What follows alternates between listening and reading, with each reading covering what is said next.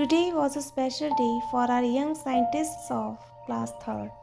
To bring learning closer to nature, we stepped out of the classroom and went on a nature walk.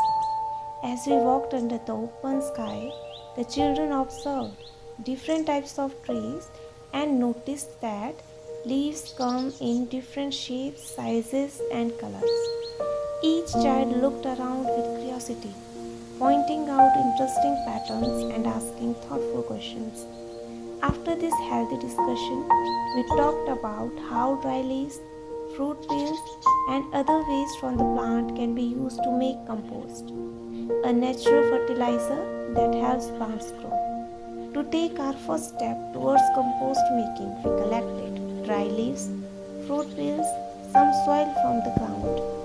Together, we placed all these in airtight box and sealed it. This box is now our compost pit, and we decided to observe it every Friday to see the changes over time.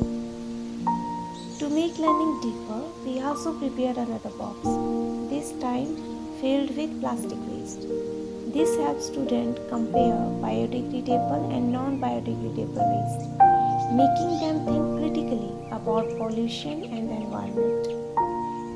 This hands-on activity helps students understand the importance of composting and caring for nature. It was not just a science lesson, it was a step towards building responsible future citizens.